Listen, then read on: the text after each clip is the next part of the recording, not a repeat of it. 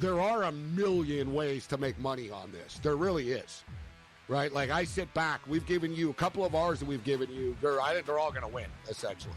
The gold one, the Google Views one. The only one I might not win, Cam, that I gave people was, will the U.S. government announce that aliens exist in 2026? In-game live only on SportsGrid. Here's the problem.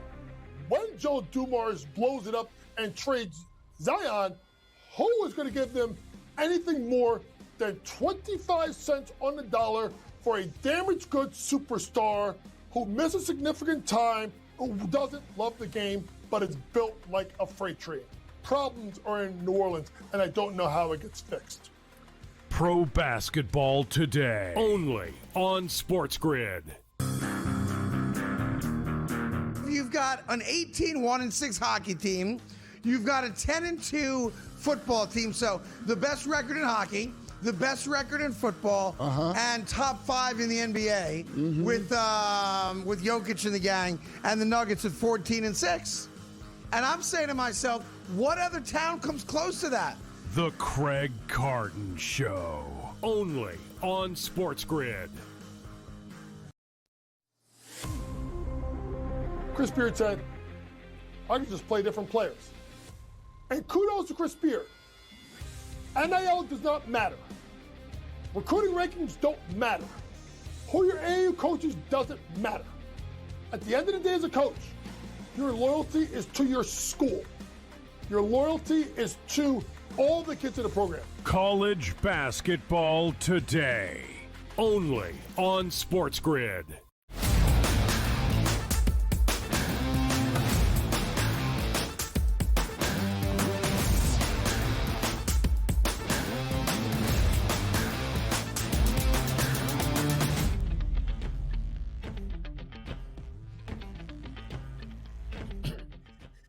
Come on now, hour number 2, we're just getting started. It is a Wednesday. It's hump day. Our job is to get you through this Wednesday into Thursday and Friday and off to your weekend. Yes, we don't have NFL action tonight. It does take place tomorrow. At hour number 1, we spend some time talking about that Tampa Bay game, taking on Atlanta and what it means for the standings. And can the Tampa Bay Buccaneers hold off the Carolina Panthers to win that division? Yeah, sounds kind of crazy, but that's what's actually going down. But the topics continue to flow in hour number 2. The energy is high. I'm in a freezing cold place. Joe's in a warm place. Just how we get down. You know, we're in different places, different areas, but we still able to communicate, Joe, and make sure that people get what they need. It's all that matters, Donnie. We got a little something for everybody coming up here. Great NBA action, great college basketball in full swing here. The Jimmy V Classic at the Garden last night was amazing. A lot of good stuff happening this week. By the way, did I see also BYU down 20-plus at the break and end up winning their game at this point right now? I'm telling you, we're getting some good basketball games. We're almost to full conference play. It's on the horizon once we get into the late stages here of December and early January. Good stuff, and you'll hear a lot more college basketball as we go moving forward once the NFL starts to wind down. But in this hour, Joe, we get to the hottest topics, the early lineup here that people need to know about Phillip Rivers. Yes, Phillip Rivers and Mike Tomlin. If you're watching this show right now, we'll explain exactly what happened. Phillip Rivers, coaching high school football with his son, gets a phone call from the Colts. We're in dire need of a quarterback. You know the playbook. Any way we can peel you away off of your couch, you can start possibly this weekend against Seattle. It's happening, people. Phillip Rivers worked out on Monday night, signed on Tuesday. He's now officially with the Colts, back again. I am all for it here, Donnie. This is exactly what we need this week. And now I can't wait to see whether or not they actually go with him on Sunday against Seattle, given the fact that if Riley Leonard isn't healthy, and it doesn't look like he's going to be healthy enough, then it's either Brett Rippon or 44-year-old Phillip Rivers here. Not great choices, but who knows? Maybe he can still sling it, Rivers. Otherwise, why would you sign the guy if you didn't think he could absolutely play? Probably better than Brady Cook options here for the Jets at this point, getting Phillip Rivers off that couch.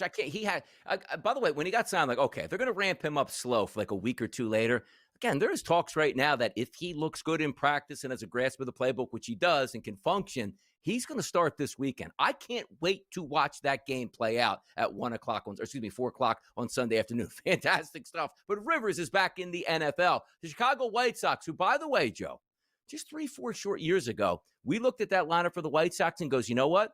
Over the next 5 years, this is the team to beat in the Central. They've been bottom feeders. Every player that we thought would be good either bottomed out, flamed out, or got traded away. Now they get the number one pick. And as you like to say, Joe, can't wait for 2032.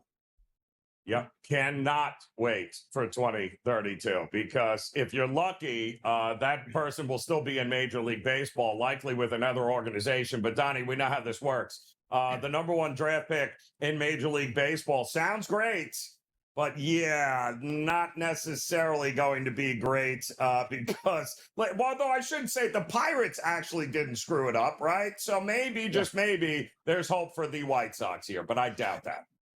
Again, I want to make me commissioner of all sports. I always say that. Rob Manfred, I think, does a very good job. But if I have to shut down Major League Baseball, here's the first thing I'm going to do, Joe. And I know the teams love this because, hey, you know what? We got you under team control till you're 27 years old, unless they do that fan-friendly / team-friendly deal that they do with some of these players to buy out their arbitration years. But what can't we just say, and I'm not saying these guys are even ready to play, but the reason why Major League Baseball teams use on the edge, hey, we got to get them more at-bats in minor league baseball, they don't want to start their clock in Major League Baseball. Is there a possible way, Joe, in the future, even if they lock out, hey, look, here's what's going to happen now. We draft a guy number one. We don't have to bring him up in April of the first year of his baseball, but we don't need to see him 5 years down the road because you make sure that he doesn't start his clock and be a Super 2 free agent by the time he gets here. Is there any way in the future, Joe, that we can just eliminate, like you can bring this guy up whenever you want and there's no penalty to anybody at this point here? It makes sense, Donnie, right? It would absolutely make total sense here. And it would give, some of these guys an opportunity to maybe, get there a little bit quicker instead of wallowing and waiting for things to go wrong in the minor league. So I'm with you. I think it's great, certainly for the players.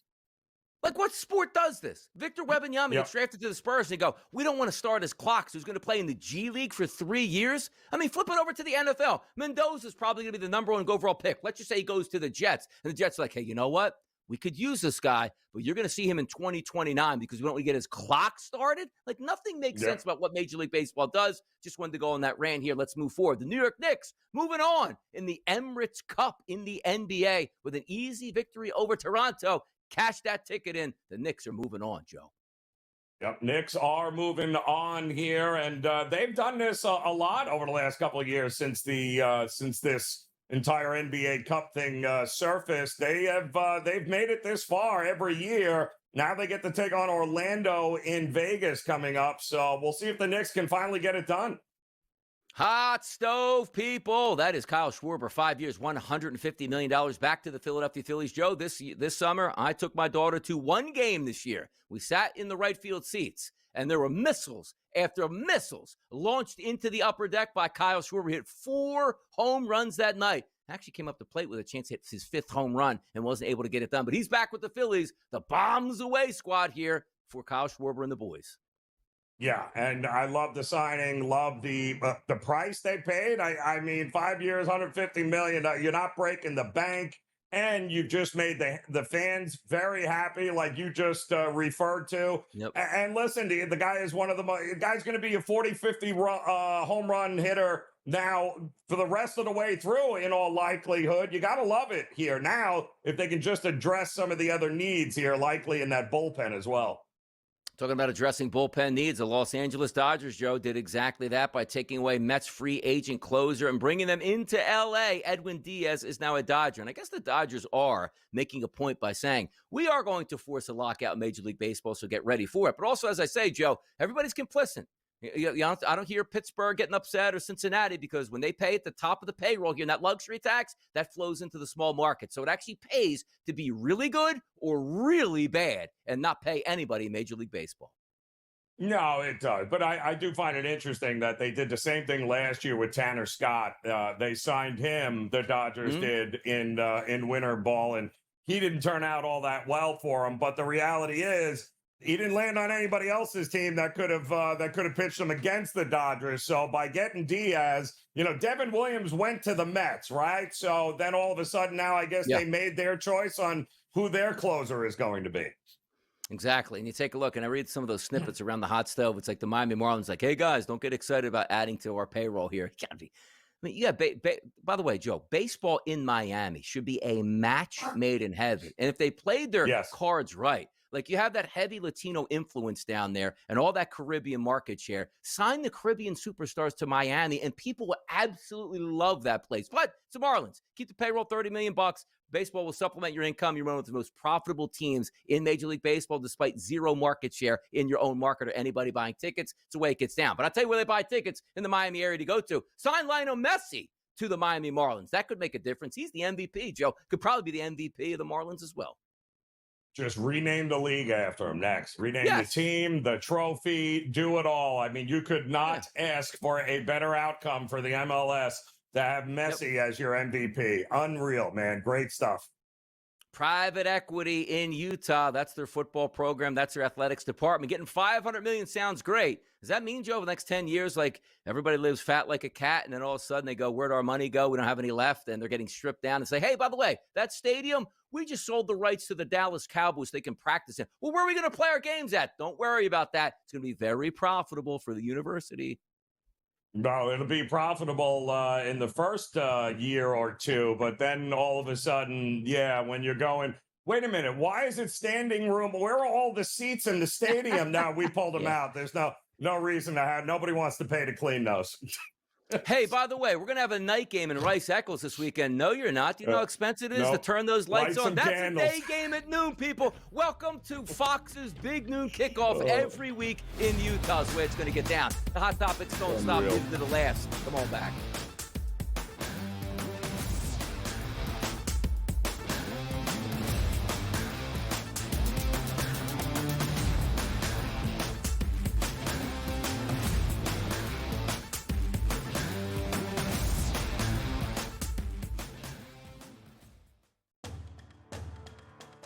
Massive budget down there in LSU, no doubt about it, Joe. But I just want to bring in, he's very close to Eddie O, too. Yeah. And Eddie O, potentially, it said he would, love a return. You bring that type of talent, another major recruiter. Yes. And Ed Ogeron back to Baton Rouge. You're going to have a fantastic NFL caliber type of staff, and they're going to hit the ground running week number 1 come 2026. SportsGrid's College Football Today.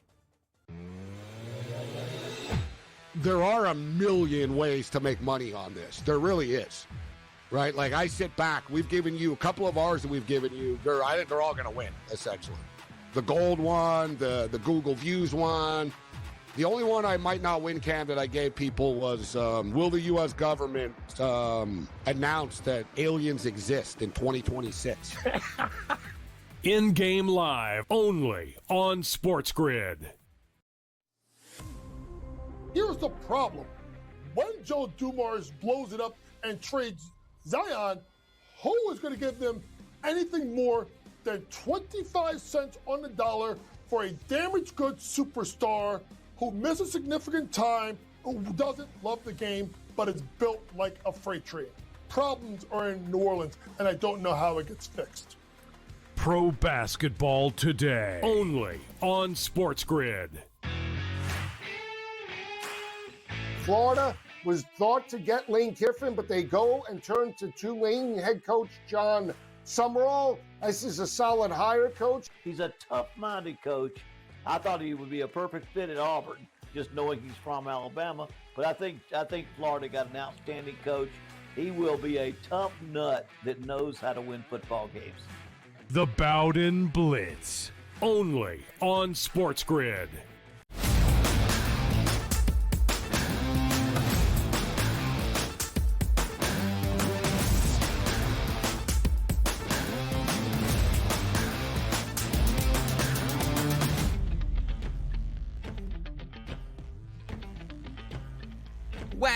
I didn't get in the college football playoff. It's everybody's fault here. Well, of course, teams are going to be upset because we have an invitational tournament. We don't have a decided this is the best 12 teams in the field. And it was designed that way by college football and whoever runs it because they're stupid. And we can all admit that, where if you leave it up to the public will pick out, trust me, the best 12, 16, 24 teams out there, and we will get a better playoff than what's instituted now, which, as Joe continuously points out, and rightfully so, why are you having a playoff game that sits at 20.5 when if you inserted the right teams, we're under a touchdown or maybe even a field goal, if that? It's just the way it lays out right now. But the thing I get a kick out of is Notre Dame being upset. On3 Sports put out a tweet yesterday. It reads this way. Notre Dame AD Pete Bavacqua says the Irish were targeted by ACC social media campaigns pushing Miami over Notre Dame in the college football playoff. Quote, we were definitely targeted. We bring tremendous football value to the ACC, and we didn't understand why you go out of your way to try to damage us in the process. He's living so far in a glass house, he doesn't even recognize what the heck he's even talking about, Joe. It's simple. The ACC football teams don't include Notre Dame. Just because you play a handful of ACC teams, you're not in the ACC. You know, it's been funny. He should have said it also like, I can't even believe USC, who we play every single year, did not advocate for us nationally to be in the college football playoff. Everybody sees through that. Nobody's taking Notre Dame's side now because that's really what they think inside the building. I can't believe the ACC put one of their members in over us because we let them play a couple games with us per year. Stop the madness, Joe. Listen, every other sport at Notre Dame is involved with the ACC, Daddy, right? They're all part of a conference. Except football here. And now, listen, it has worked for you, right? You've gotten the benefit of the doubt for how many decades now, right? Since the Newt Rockne days. I get it. But the reality is, didn't work for you this year with the situation here. And what did you want exactly the ACC to do? They knew they were in jeopardy of spending all that money and not getting anything back by not having a team in the postseason because they screwed up. And you lost to Miami, Donnie. So what was the choice exactly? Of course they were going to go, all things being equal, to have Miami there. Even your so-called slight is absurd. What damage did you get exactly by the ACC going, hey, you know, if it comes down to head-to-head, well, you know, Miami could very well be it. I just don't understand this whole outrage about how the ACC is permanently hurt there. Like, stop it. Everybody was expecting you to be in because you're Notre Dame, not because you earned it. I understand this, too. I didn't hear Notre Dame say, yeah, like if we make the college football playoff, we give our money to the ACC. They don't give any money to the ACC. They're going to promote the football team. They get money from Miami being in the college football playoff. They wouldn't get a penny for Notre Dame. Unbelievable that they're thinking this process. But by the way, he was talking about what he was saying. Take a look at this clip right now. Get a better picture. No secret. We were shocked. I would say mystified by what happened on Sunday. And just, you know, where my head and heart go, and I know Marcus feels the same way, you just feel for those student athletes on our football team. You know, as I said yesterday, as I said on Sunday, we felt we did everything we could over the course of the season. You know, we lost our first two games. We're not hiding from that. We lost against a really good Miami team. We lost a nail-biter against Texas A&M, two great teams by a total of 4 points, and then we did everything we needed to do. We had one of the most dominant 10 games runs in the history of college football. And on top of that, we felt that the CFP committee, the ranking committee, felt the same way. You go back to that first ranking where we were 6-2 and Miami was 6-2, and they had already beaten us. And we were 10th and they were 18th. And the only thing that happened from that point forward is we both went on these amazing runs. And through no fault of our own, we wake up and find out that, you know, we're the odd man out. We're on the outside looking in. Look, here's the issue that he has. He's sort of explaining it, but he's passing the point. We understand that it's when you lose in college football and you have a chance to regain some of that back. His point of, well, Miami lost 2 games in a row and we were both 6-2. Why were they so far behind us? Because Miami just lost 2 games in a row. But then what happens over the next 5 weeks, Joe? Miami continues to win. Teams lose in front of them. You get closer and closer. That's what happens. That doesn't mean you have it at the same time. It's the same reasoning between, okay, well, when we were both 2-2 at this point or something, like we had 2 losses, Notre Dame should have been ranked 60th. But we knew they weren't going to get pushed back that far because they lost to 2 ranked opponents and they were ranked coming into the season. That's all you need to know. By the way, Big 12 wasn't exactly thrilled with what Notre Dame was saying either. Look at these comments. I will say this. And I'm a little outspoken about it. I don't like how Notre Dame's reacted to it. So okay, I think Pete's his behavior has been egregious. It's been egregious going after Jim Phillips when they saved Notre Dame during COVID. We all knew, and it was very transparent, Hunter was very transparent about it, the chair, that as Notre Dame and Miami got closer together, head-to-head would be a factor, okay? BYU lost. They became closer together, head-to-head made a difference in that decision. So I think he is totally out of bounds in his approach, and if he was in the room, I'd tell him the same thing.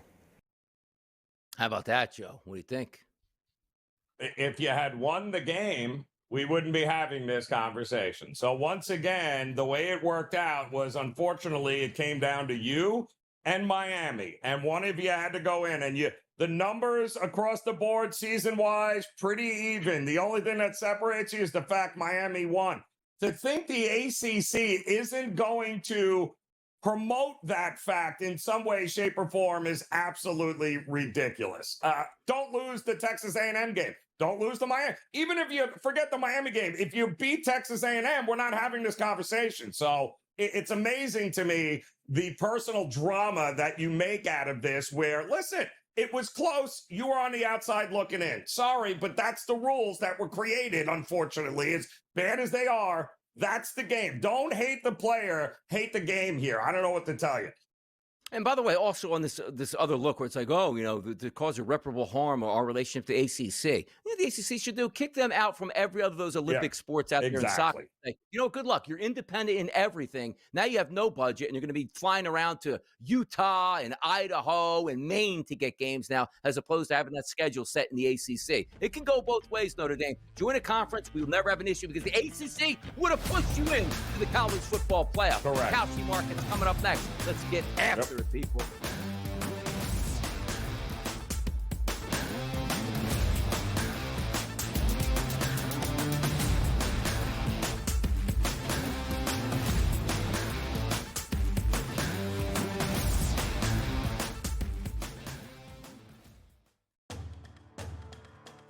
Massive budget down there in LSU, no doubt about it, Joe. But I just want to bring in, he's very close to Eddie O, too. Yeah. And Eddie O potentially had said he would, love a return. You bring that type of talent, another major recruiter. Yes. And Ed Ogeron back to Baton Rouge. You're going to have a fantastic NFL caliber type of staff, and they're going to hit the ground running week number 1 come 2026. SportsGrid's College Football Today. There are a million ways to make money on this. There really is, right? Like, I sit back. We've given you a couple of ours that we've given you. I think they're all going to win, essentially. The gold one, the Google Views one. The only one I might not win, Cam, that I gave people was, will the U.S. government announce that aliens exist in 2026? In-game live, only on SportsGrid. Here's the problem. When Joe Dumars blows it up and trades Zion, who is going to give them anything more than 25 cents on the dollar for a damaged goods superstar who misses significant time, who doesn't love the game, but is built like a freight train? Problems are in New Orleans, and I don't know how it gets fixed. Pro Basketball Today, only on SportsGrid. Florida was thought to get Lane Kiffin, but they go and turn to Tulane head coach John Summerall. This is a solid hire, coach. He's a tough-minded coach. I thought he would be a perfect fit at Auburn, just knowing he's from Alabama. But I think Florida got an outstanding coach. He will be a tough nut that knows how to win football games. The Bowden Blitz, only on SportsGrid.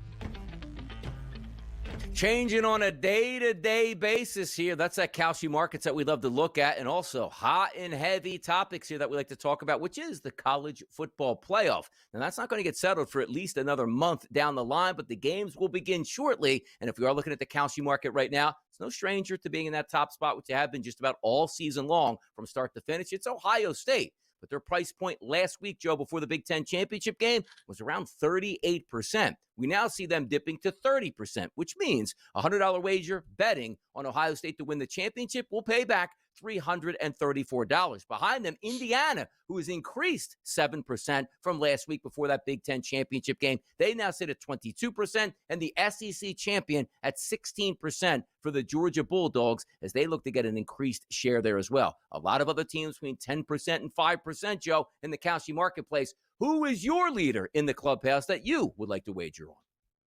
Well, and listen, I think the way I have it, Donnie, is I have Ohio State, Indiana, and Texas Tech probably power rated the three best, and Georgia is right on the outside, right outside of that. Any combination of those four teams, I think, have a legit shot of advancing here. So, to me, if you really want to take a flyer, if we're going down the board with a team, you know, Miami to me has to be considered in here. I don't like Oklahoma. I don't think Ole Miss is going to get it done here. But it's amazing to me. Here we go again, and nobody's talking about Georgia, and their number might actually be worth investing in as well. So Miami and Georgia would be the two teams that I'd look at because if they can win a game here, you might get a pretty decent return before the outcome even has to happen.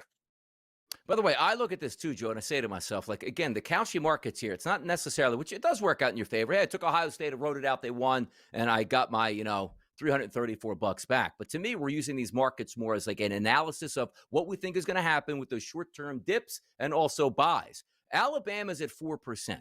Nobody wants Alabama after their effort against Georgia. Georgia, look, singular, fantastic football team, beat up Alabama. There's no question about it. A $100 wager on Alabama to win the national championship at Kalshi, Joe, is $2,500 as a payback. I don't think they're going to win the national championship, but I'm going to tell you right now, I actually like them more than I do Oklahoma. And if I bet $100 to win $2,500, Alabama wins that game, those 4% odds, Joe, probably double, and you got a profit in hand at that point here. That's the way I would look down the board, saying, I don't necessarily think I can win the championship, but can I get through a round or two? Because when I look at that matchup between Alabama and Oklahoma, which Alabama on the road is favored slightly, and I agree with, I look at the Oklahoma offense, and I pray that they can move the football. When I look at Alabama's offense, I go, well, unless they're going up against Georgia, like they should be able to hang around that football game and win because they have more weapons. Alabama is one of those teams I look at the bottom of the barrel that nobody wants that could be profitable, Joe, even after just one game.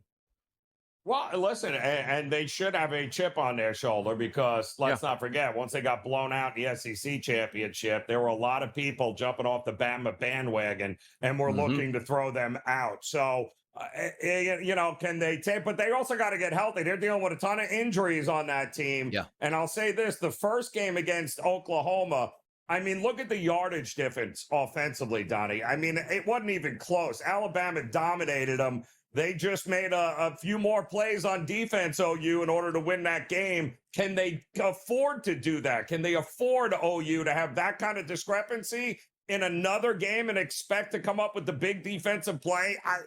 It's tough. I'm with you. If Bama can get healthy, there's some value with them. Let's take a look at the AFC championship game winner here, and you got value across the board. This is the Super Bowl. Just win the AFC, get to the Super Bowl. New England, 22% chance. Buffalo, 21% chance. Denver, 19%. They're the three leaders in the clubhouse, which nobody can quit Buffalo. Down the list, Houston, best defense in the NFL, 14%. Jacksonville playing their best football right now at 10%. The Chargers, who picked up a victory over the Eagles on Monday Night Football. And then there's Baltimore at 5%, and Kansas City at 3%, and Pittsburgh at 3%, Joe. Where do we go here on the Kalshi marketplace? Well, if you're thinking about Buffalo, bet them now because they beat the Patriots on Sunday. It ain't going to be 20%, Donnie, is it? It's just going to keep riding and riding higher and higher. So I would bet Buffalo sooner rather than later. And listen, they win this game on Sunday. Very possible. Yep. They're going to be higher than that. I take a look, too, like at that Pittsburgh marketplace for me, Joe, and I say to myself, you know what? Pittsburgh does stink. I don't think they're going to win a lot of games, but I do think now they're going to win the division, and also in the same time, you know what's going to take place? That gives you a home playoff game. Once again, in the Kalshi marketplace, sometimes you're not looking for the, hey, you got to win it. It's a stock market. Win a couple games, your stock goes up. You can sell out for a profit at any time you want to, people. We're going to keep it moving along. Halfway through hour number 2. The boys will be back right after this short break.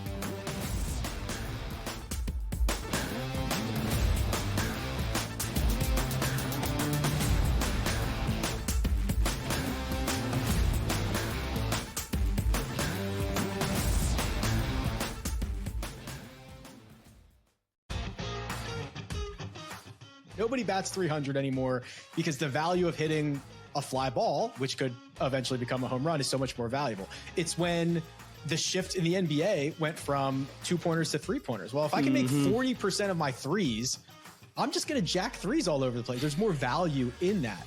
Well, there's more value in just like ripping driver most of the time. The Smiley Show, only on SportsGrid.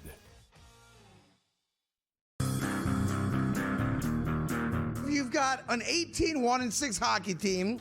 You've got a 10-2 football team. So the best record in hockey, the best record in football, and top 5 in the NBA with Jokic and the gang, and the Nuggets at 14-6.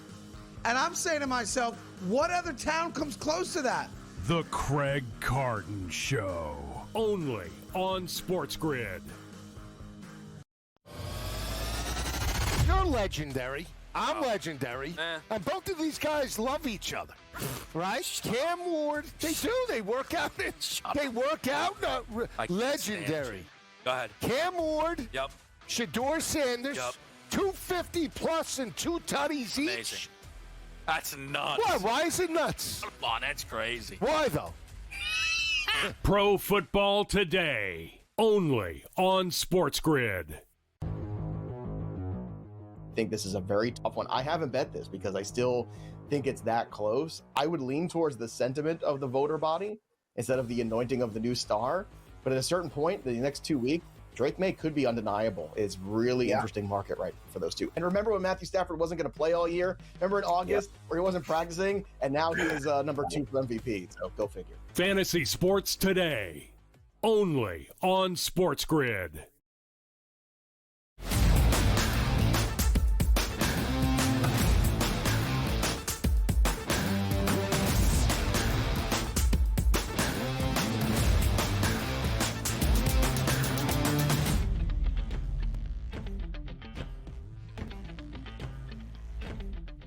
NFC Championship winner. We just did it with the AFC here, Joe Ranieri. And if we take a look at some of the guys at the top of the leaderboard, of course, it's going to be the Los Angeles Rams at a 30% chance and the favorites here, followed by Seattle, also right in the race with the Rams to win the NFC West at 19%. The Green Bay Packers at 17%, taking control of the NFC North. The Philadelphia Eagles leaking oil right now in the NFC East at 13%, followed by San Francisco, Detroit, Chicago, and Tampa Bay. The one thing I look at the bottom, like I said, you know what, might be able to get some options here if we look at the Pittsburgh Steelers to win a playoff game. I got to tell you, I don't want anything to do with anything less, I should say, than the Rams, Seattle, Green Bay, and Philadelphia. I think there's a huge line and a huge division after that of who can actually win. San Francisco is absolutely fool's gold. The team plays the easiest schedule out there, getting by playing clowns week after week after week. I don't think I have much for them. Detroit looks like they're just not going to be able to rebound, and they're going to be playing on the road. Take that dome team out of the road. Doesn't look as good. Chicago, decent football team. Tampa, decent, yes, and the way we go. For me, it seems like it's the top 4 or nothing for me, Joe. Yeah, and you just got to hope like they don't, they don't devour themselves there, because the NFC West certainly the most competitive division here. But the NFC, Donnie, we talked about it yesterday. Those teams you just mentioned all seem to be, they will be the favorite no matter which one of it is against any of these AFC teams, Donnie. I think all of those NFC teams would be considered a favorite to win it over those AFC teams, whoever it may be. So I'm kind of with you right now. It feels like the better teams are in the NFC, but it's much more top heavy than what we're talking about in the AFC. Yeah, if I'm looking to take some shots, right? Like I do like Seattle, but I still don't think the pedigree is there for them to win the NFC. Of course, we like the Rams with the favorite, but I would look at the Green Bay Packers and the Philadelphia Eagles, 17% and 13%. Still a little ways to go in the season. Green Bay's playing really good football right now. Home field advantage could be in their sights. And for the Eagles, getting back Lane Johnson, working through some of those kinks where they're bad, there's still enough time for them to win a playoff game or two, which again, will increase your chances of profiting here without actually winning the NFC itself on the initial bet, just the way it goes down. NFL, other hot topics, Joe, of course. Adam Schefter reports this morning. The NFL announced it will return to Munich, Germany in 2026 and 2028 to play regular season games. There you go. Let's get more international. Pretty soon, Joe, it's going to be like, hey, you want to catch the Eagles? Only got 2 home games at Lincoln Financial Field. The rest are around the world. Yeah, well, I think there has to be a caveat. Like, who are you sending over there? You know what I mean? There has to be if you want to send the Browns over there, great. I don't think anybody's going to argue. Okay, send some of these absolutely awful teams. Tennessee, send them over. Have a great time. Enjoy yourselves. Nobody is really going to want to come and watch a 2-win football team anyway at home. But you can't be sending Buffalo over there or Philadelphia. Like, please don't do that. But any of these bottom dwellers, by all means, you can have them.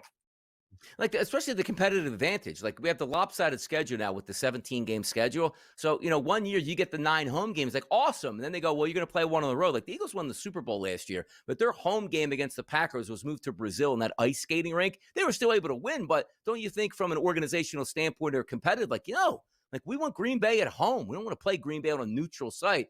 But the NFL looks at it and goes, you're going to get more money in your pocket, Mr. Owen. I go, okay, no problem. We'll sell out and we'll go there. You know what I need to see, too? Here's when the NFL is going to turn. The Thanksgiving Day game, wherever the Cowboys play, put that in Mexico. Put that out in France at that point. That's what I want to see. You want competitive disadvantage and craziness? Put Dallas's Thanksgiving game on the road. Put them in Toronto, where the Argonauts used to play. Is the Argonauts still in, by the way, the CFL, Joe? Do you know? Yes. I get that wrong.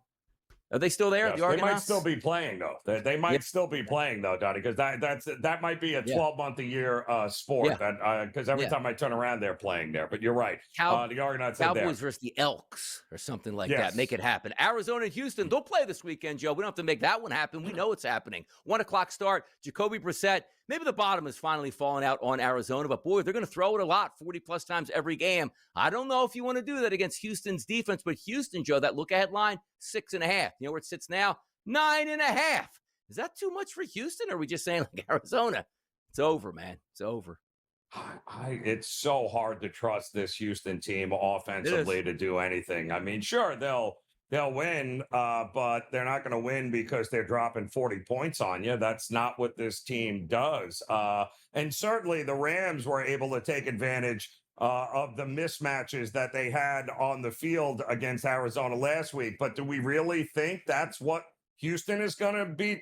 Houston's not capable of matching that. I don't see that happening there. So, Texans right now, Donnie, 10-3 to the under this season, the most profitable team to the under in the NFL. I don't see that changing here in this game. Oh, don't think it either. How about this next game, though, Joe? The Raiders and the Eagles. And I find this fascinating because, again, we talk so much about the predictive markets here and when to buy the dip. The Eagles certainly are on a dip. And this isn't like, because you lose, the Bears are a quality team they lost to. The Dallas Cowboys have some weaponry, and the Dallas Cowboys are particularly at home. They blew both of those games. Yes, they did. And they had a lead in the fourth quarter against the Chargers. But the Chargers still are a decent team that will be heading to the playoffs. The opposite end of the spectrum is coming from a place notorious for the spectrum back in the day in Philadelphia. The Vegas Raiders, they're out of the playoffs. They're probably going to fire their coach. Horrendous talent-wise. The worst defense in the NFL outside of Cincinnati is coming to town. So I ask you this question, Joe. The Eagles are favored by 11 to 11.5, depending where you're shopping at, and a total of 38.5. There's 2 ways this game goes. The Eagles just catch a deep breath and say, all we want to do is win. 21-14. It feels good to be back in the win column. Or is this an anger game for the Philadelphia Eagles where it's a must that they win by 2+ touchdowns and have their offense, no matter the score, no matter the point in the game, continue to press the lever down and try to score as much as they can, Joe? That's what I'm having an issue with in this game. How do you see it? Well, historically, Donnie, this has been a very good spot to back the big home favorite. Why? Because of that low total, 38.5. when we usually get to this time of year and the weather comes into play and we're getting these kinds of big favorites at home and we're under 40 points, 27, 19, and 2 against the number. So it has been very profitable to say, yeah, Philadelphia it's a big number. I get it. But at this time of year, Donnie, it's well worth backing here. I would only look at the Eagles in this spot because quite honestly, I mean, what are you going to pick it? Like, who's going for the Raiders exactly? And what's the motivation here? Like, come on. Like, again, you're out of it. You're on the West Coast team. You're used to playing in a dome. You live in warmer weather. You come to Philadelphia, it's going to be colder temperatures. It's outdoors. It's 1 o'clock. And again, I want to look from an Eagles perspective without getting so angry at myself saying, how could I take their team total Monday night when they should have hit it easily? But again, you have to take the recency bias out. Each and every week is different in the NFL and how you slice it up. Does anybody want to go out and bet the Eagles at minus 11 right now? No, they don't. But there are some things that do you want to take Jalen Hurts in a bounce back? Do you want to take Saquon fresh off a 100 game? Every single week, you see A.J. Brown back into the fold with 100-plus yards. It's interesting to try to think about it early in the week. Another interesting one, Joe, that we've been talking about all morning, the Indianapolis Colts was listed as a TBD at quarterback to take on Sam Darnold and Seattle. By the way, did you know Seattle was struggling really bad last week with an Atlanta team on the road, 6-6 at the break? Blew the doors off on them in the second half, put a 13.5-point spread and a total 42.5. If the Colts go with Rivers, do you like the 13.5? If they don't, I don't know how much more it's going to change at this point. How do you even play this? I don't even, how do we have a number up when we have no idea who the quarterback is going to be here? Like, is it Rivers? Is it Ryman? Is there any chance Riley Leonard goes? Like, I have no idea how we're even at 13.5 at this point. And you're right, Donnie, if Rivers goes, if they decide he's the guy, is that number go up? Does it go down? Like what is, yes. Or is it just going to stay? That's what we're looking at here. Very hard game to look at. I'll tell you, if it's Rivers, I think it goes a little bit lower than the 13.5 because hear me out on this. Like, I don't think he's going to come back, Joe, and it's like, hey, he threw 35 times for 350 yards. That's not the case. I actually look at the total under because you'd be crazy to say, Phillip, get out there and throw 30-plus times. You have one of the best running backs in football. They're going to control the game. So if it's Rivers, Joe, I actually like the under in this game as opposed to anybody else who starts at quarterback for the Colts. We got all week to debate this stuff. It's only Wednesday. Let's get out there and get the ice advice from Troy Perlowitz. He's going to join us next.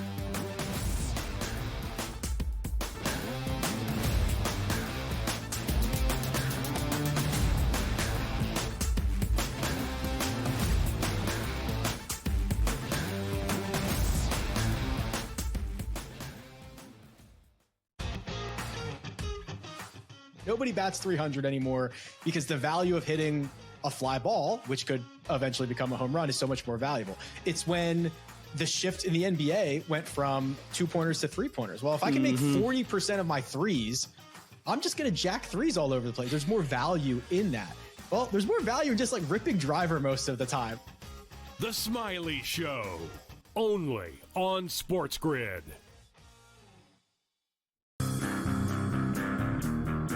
You've got an 18-1-6 hockey team.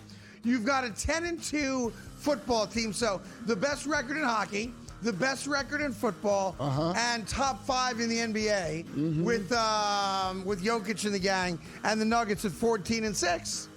And I'm saying to myself, what other town comes close to that?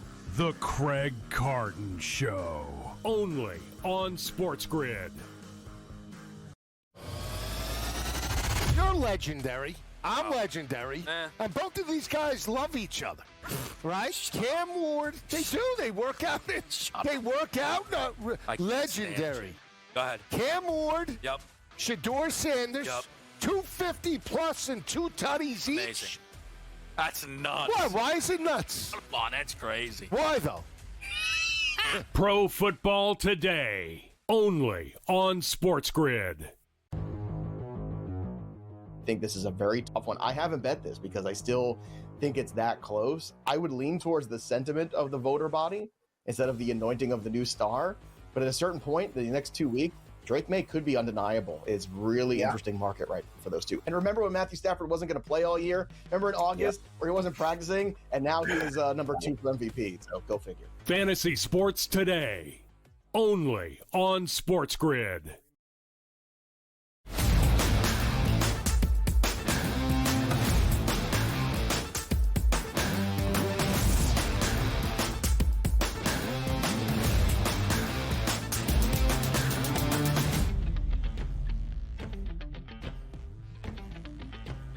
Right back at it here on a Wednesday. We cover every topic. We want you to get ready. Like NBA Cup action, we got you. Like NCAA football, we got you. The NFL, we had you as well. And now we're getting the ice advice down the right side. Joe Ranieri. Let's welcome in Troy Perlowitz here. We need some NHL talk. We went to one of the experts. Troy, thank you for joining us this morning. Thanks so much for having me on. Appreciate it, guys. Let's have some fun and talk some NHL action. Now, granted, still early in the season, and we know that the playoff race will start to ramp up in February, March as we get to April, but some big games on the ticket last night. And one of the teams that we always love to talk about, one of the more exciting teams, is the Edmonton Oilers. Troy, they had a home game yesterday against the Sabres, lost that 4-3 in overtime. They now sit at 13-11 on the season. Expectations certainly much higher than 13-11. What are you seeing early season from the Edmonton Oilers? And yeah, they lost in overtime yesterday. Yeah, it was an incredible night in the NHL last night. There were four game-tying goals scored in the last minute of regulation, in the last 15 seconds of regulation, which is incredible, including one in Edmonton. Look, it's been a little up and down for the Oilers this year. They had some injury issues, and that's caused some down. Connor McDavid and Leon Draisaitl haven't really got the point production yet, but I still trust them. You have to remember when we're talking about teams like Edmonton and even Florida, those teams have played so many games in the playoffs the last 2 years. Yeah. There's some injury issues and some just tired legs for Florida. I mean, you lost Barkov for the entire year. Kachuk hasn't even played yet. Edmonton, it's going to be the same issues for them as there were last year. They dominated that game last night. I know they didn't win it, but they dominated that game last night. Scoring chances were almost 2-1 in that game. I think I trust them a lot more, especially getting Ryan Nugent-Hopkins back to play in that top line with Connor McDavid. It lengthens them a little bit. But that same issue about their goaltending, that's not going away. It's up and down. It could be good. It could be really bad. It's just kind of a roller coaster ride with the Edmonton Oilers. But, man, do they have a ton of offense. If they get all their horses back, I really do trust them going forward to come out of that Western Conference. So, Troy, I had to actually look at this, clean my eyes, refresh the screen. Did Nashville actually beat Colorado last night? Is that they actually lost a game last night? Is that what is that? 2 on the season? They should just pack their bags now. Yeah. Only 30 games into the regular season, and Colorado has still only lost twice in regulation. It's just an amazing number. They lead the league in goals. They lead the league in goals or in goals against. Last night a couple of bad bounces. If you saw that goal in the third period that Nashville scored from the blue line was that doesn't happen often. It just reminds you that hockey's such a fast game. The puck just moves fast, and sometimes you get bad bounces. Colorado's just a juggernaut so far in the regular season. Nathan McKinnon and Cale Makar are both leading their respective positions in points. I don't see Colorado. I think they're going to challenge that Boston Bruins record from a couple of years ago in terms of regular season points. Remember, this is a team, only 3 teams in the modern era have ever led the league for an entire year in goals for and goals against. Colorado could be doing that. Remember, if you go back a year ago at this very moment for Colorado, their goalie tandem was Justice Annunen and Alexander Georgiev. They've really upgraded that position in the last year. It's really propelled their team. And we mentioned Nathan McKinnon. He's really found a lot of chemistry with Martin Necas on that top line. Not a lot of teams can have the horses to contain them, and they look incredible. So I really think the regular season, Colorado is really a dominant team, and I don't see them falling off very much. The playoffs is where it begins here. And again, we're a couple months out from the playoffs. Some of these teams just trying to figure out exactly where they stand. The Colorado Avalanche right now are the favorites to win the Stanley Cup at a plus 390 price, followed by the Lightning, the Hurricanes, the Vegas Golden Knights, and the Panthers. And then you have the Edmonton Oilers just on the outside there at about a 10-1 price. Before the season started, Troy, who did you like for the Stanley Cup? And also, what are you seeing now once we're in the month of December? I'm gonna need you guys to trust me on this one, but I really did like the Avalanche coming into the season because of that goaltending that I mentioned. I am. There are 2 teams in the Western Conference, and we mentioned one of them that do give me some concern. And we mentioned the Edmonton Oilers. I still think they're a really powerful team if they get the goaltending to back up their offense.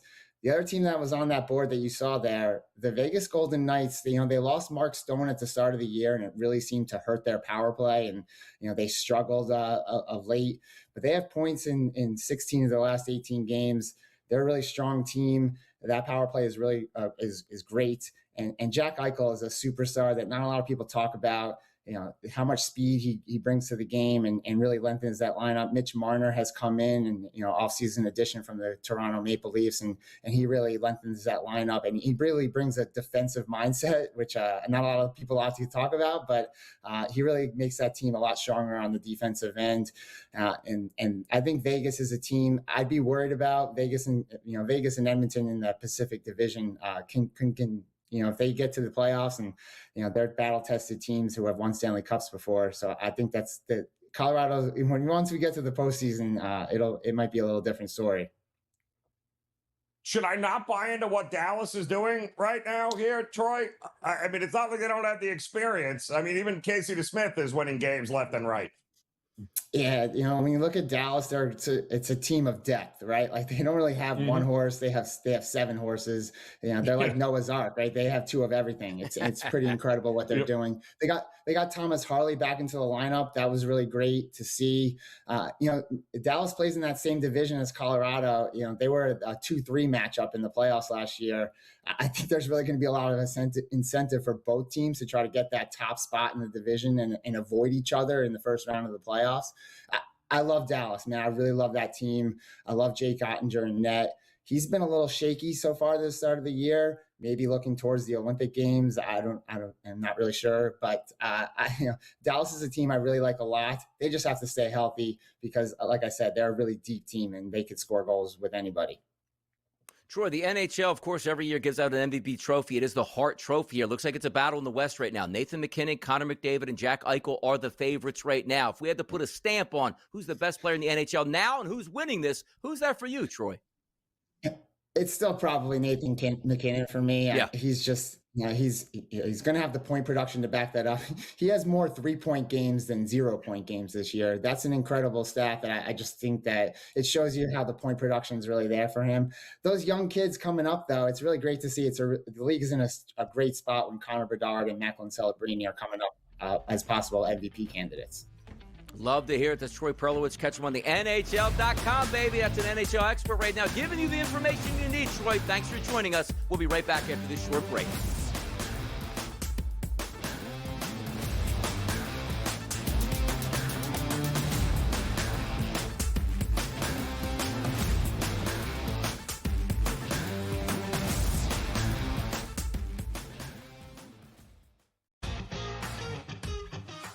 Nobody bats 300 anymore because the value of hitting a fly ball, which could eventually become a home run, is so much more valuable. It's when the shift in the NBA went from 2-pointers to 3-pointers. Well, if I can make 40% of my threes, I'm just going to jack threes all over the place. There's more value in that. Well, there's more value in just like ripping driver most of the time. The Smiley Show, only on SportsGrid.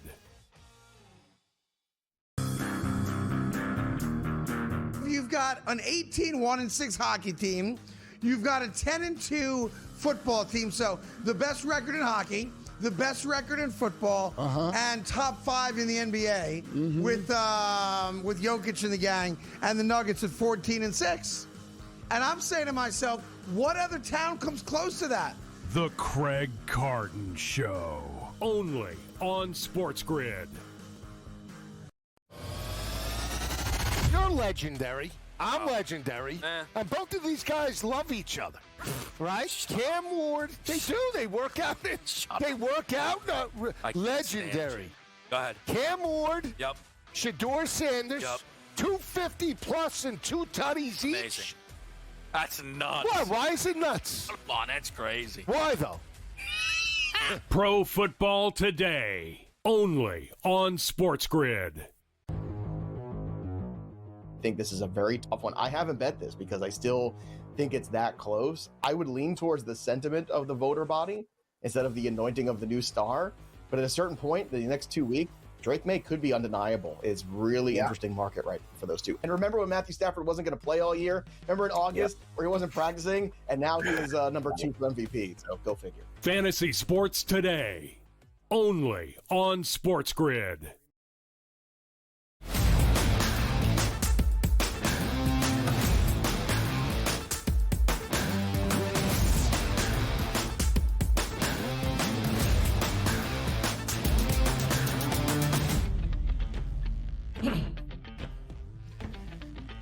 So much talk in Major League Baseball, and then Joe pointed out, had a very good segment the other day, what's up with Major League Baseball? You're going to tell the story about the superstars in a museum. Everybody deserves to be in there, and how long you hold it against somebody, or now we're bending rules. It all comes up. But the one thing you know sometimes is Major League Baseball players and sports athletes, they're honest at times. Here's an old video of Bob Gibson talking about the steroid era and what he could have actually done if he took steroids.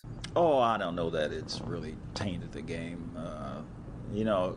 If you probably go back and check, guys have been cheating ever since baseball's been baseball, one way or another. And you talk about the old White Sox scandal or whatever it was. The guys have just been cheating, and they throw spitballs, and if you can get an edge, you get an edge. Now, this is something that was unacceptable as far as our society is concerned, so it got so much press that it got probably bigger than it should have been. It's something that's illegal as far as our country is concerned, and I think that's probably the biggest problem. But I'm just glad that I didn't have to make that decision on whether to do it or not, because I'd been one of those guys you were right about. Probably would have done it. I don't know. I like to think I wouldn't have, but I don't know if I'm that strong.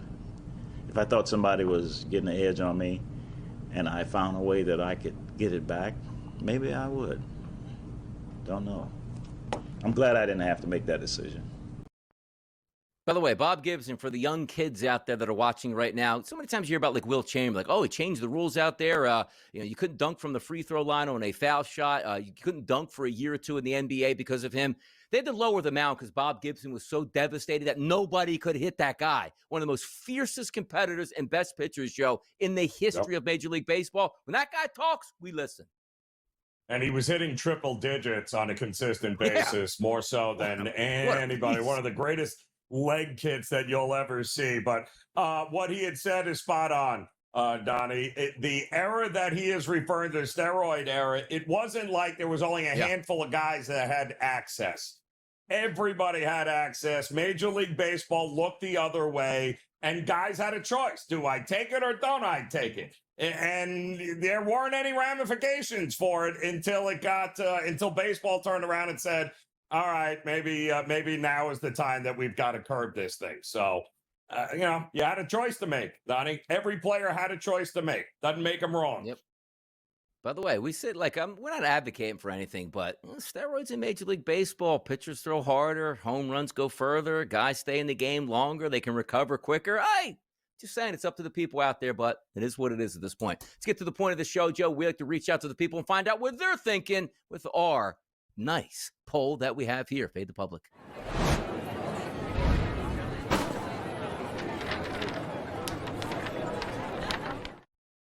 On SportsGrid, on X, at SportsGrid, that's the way you follow. By the way, the question asked today, simple. Will OKC beat the Warriors' record of a total of 73 wins this season? We actually got a response back when we only asked for a vote, and it was from TB0123456789. He says, who cares? The NBA sucks. Well, we care. You can vote absolutely or never. For me, I actually voted never because, man, it's hard to win 75-plus games in a season. You can have an unbelievable season and still not get there. And, yes, maybe your schedule ramps up or injuries do happen. I voted never. It probably should be no. I'd feel better, but I voted never on that one. The guy, wait. So some guy that created a handle that took him 3 minutes to write and puts in, who cares? It's okay. Yeah, you're right. No, I can't. But no, Donnie, I do think they are going to, it's going to be close. I'm telling you right now, it's going to be close because it's not close right now. I don't see them losing a game for another 2 weeks, maybe. And it's going to be tough. You're not beating them at home. So then find me the road that they're going to lose, Donnie. It's very hard to do. No, it certainly is, by the way. We got to rush up here, Joe, because here comes bye. 2-0 last night, 2-0 tonight on deck.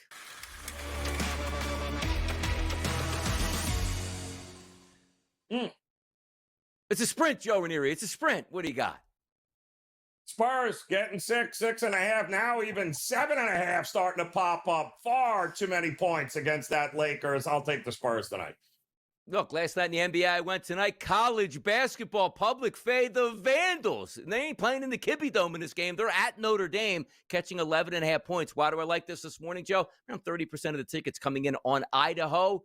That means that line should be moving. It's not. We're public fading Notre Dame tonight, and that'll do it for the show. Tomorrow's Thursday. The NFL is back. Donnie Rightside, Joe and Erie. Get your sleep, people. We'll see you bright and early on Thursday morning.